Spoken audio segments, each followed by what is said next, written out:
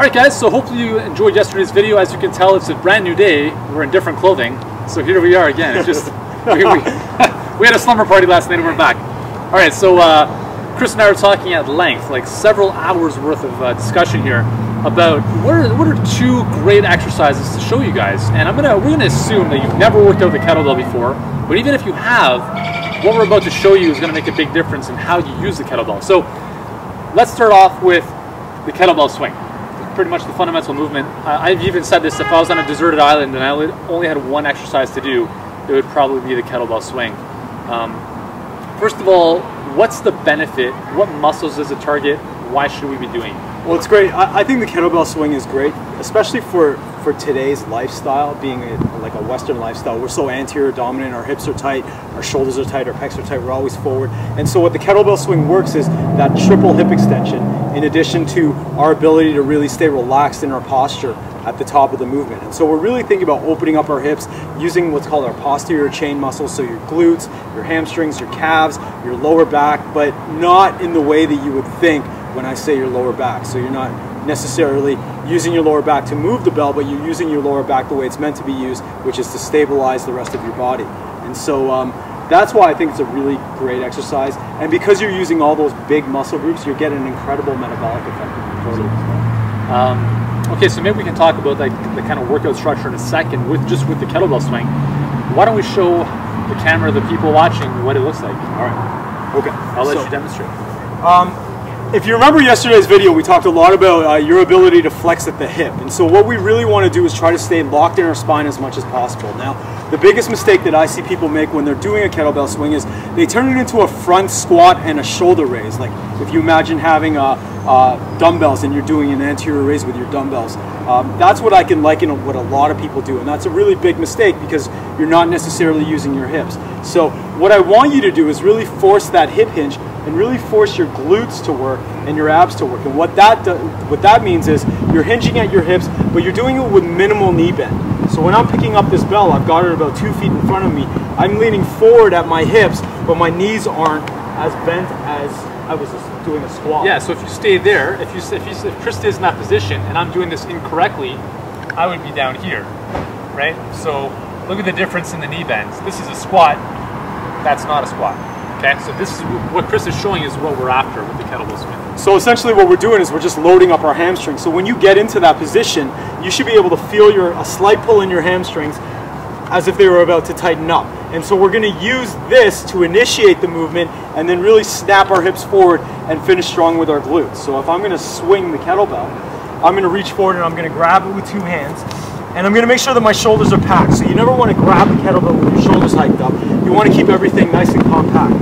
And so I'm here, and if you imagine American football, if I'm like the center and I'm high passing it to the quarterback, that's ideally what you want to do with the bell to start it off. So I'm going to have 2 hands on the bell. My hips are nice and high, my back is flat. I'm going to high pass it through, and then I'm going to finish strong.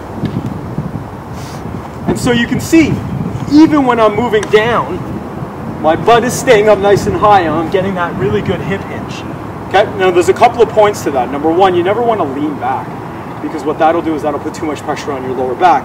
And then number two, you never want to hike your shoulders up. So all your arms are doing is essentially coming along for the ride, and you're generating the power to move that bell through your powerful glutes, through your posterior chain. What's in terms of how high the arms? I mean, you see people in the gym; they'll take the kettlebell right above their head, or they'll do all sorts of crazy stuff.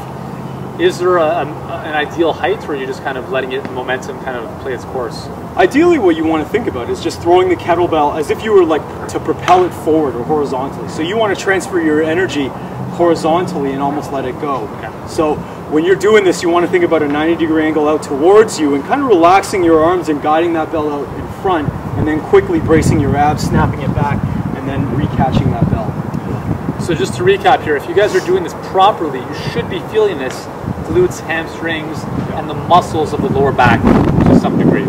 Mainly almost your abs, because yeah, you're going to be staying braced exactly in that area as well. And if here's kind of from my experience as well, if you haven't done kettlebell swings that often, what you'll find is the next day or the day after, if you have some soreness, some tightness in your hamstrings, that's generally a good indicator that those muscles have been doing the work. Any other points with the kettlebell swing that we should touch on? No, I mean, it's just pretty much generate your energy going forward. Yeah. Like when we get into more advanced stages, you'll see something like the kettlebell snatch where you're generating your energy vertically. Yeah. This is great. You want to think about generating your energy horizontally when you're doing So it's like an arc-like motion with the kettlebell. Exactly, yeah. What about weights? So if somebody's never used a kettlebell before, let's say they're a beginner, maybe they're a little bit out of shape, how should they start in terms of choosing the right kettlebell size? The biggest thing that you have to remember is that you're using your entire body, and your entire body as a unit is very strong. There's no such thing as isolation when you're working with kettlebells.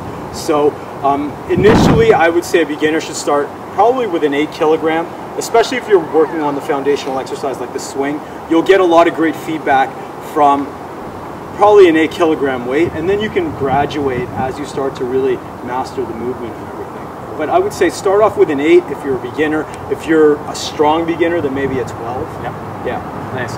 And now in terms of workout structure, so they have the lighter kettlebell to start with, they have the basic movement.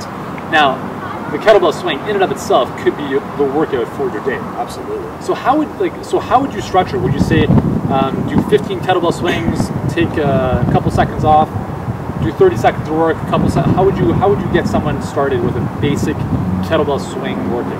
Well, the biggest thing that I espouse when I'm training people and when I train myself is practice and not train. So by practice, I mean if you're practicing a sport, if you're, say, shooting a basketball, you're not going to go to the gym and shoot it 750 times until your arm falls off, because your form will deteriorate and your results will start to diminish. And so kettlebell training is much the same. It's much like athletics, where you want to make sure that each and every rep looks like the exact same first rep.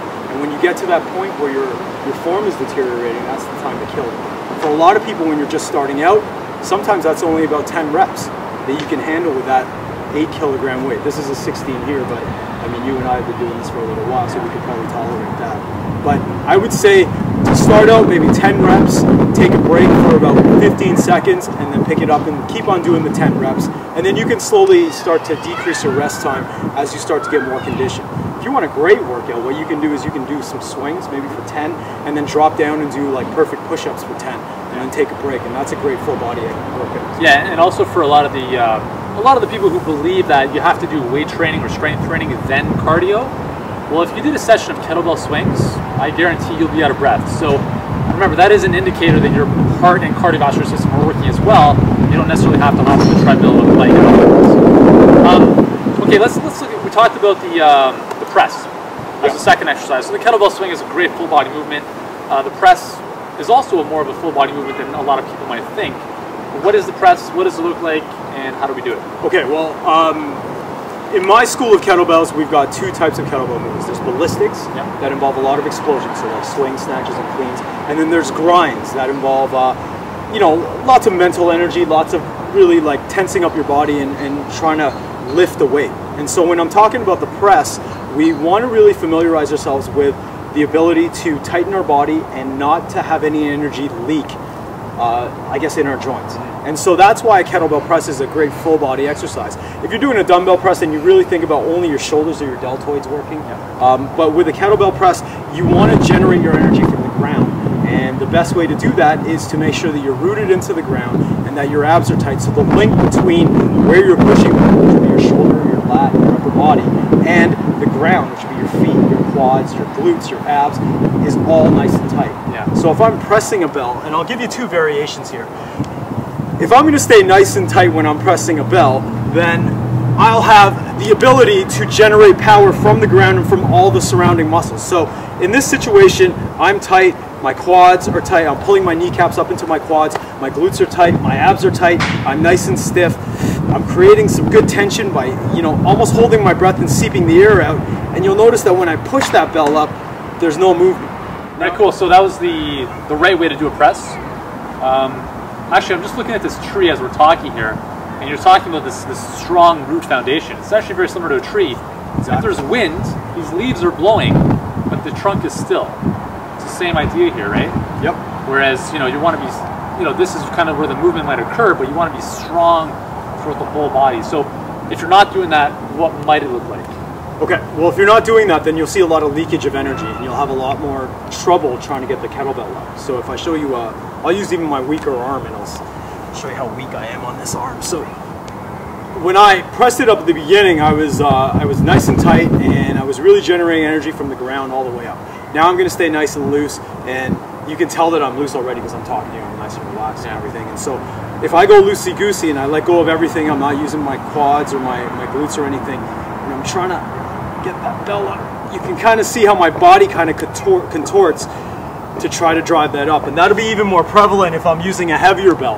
And so that's the importance of, or the reason why a press is a full body exercise, because you are using every muscle in your body to stabilize so that you can generate force from the ground to drive that weight up. And that's the difference between linkage, which was the first press, and leakage in energy, which was the second press. Yeah, that's a great example. And even if you did this exercise, if you just felt your core as you're pressing, it should feel pretty solid. Yeah. And obviously your glutes and legs as well. So great advice. And with, can you work this in with, for instance, if we did the kettlebell swings in combination with the press, could you do that as a simple 2 exercise workout? Yeah, absolutely. I mean, it's a great combination too, because with the swing, the swing has a tendency, especially when you get into higher reps, for it to be very grip intensive. Yeah. And with the press, because you're carrying it up here and it's resting in that nook of your hand, and there really is no grip involved, so you'll kind of save your grip for that. It would be a great superset. Awesome. So again, just kind of start out with a weight that's comfortable for you.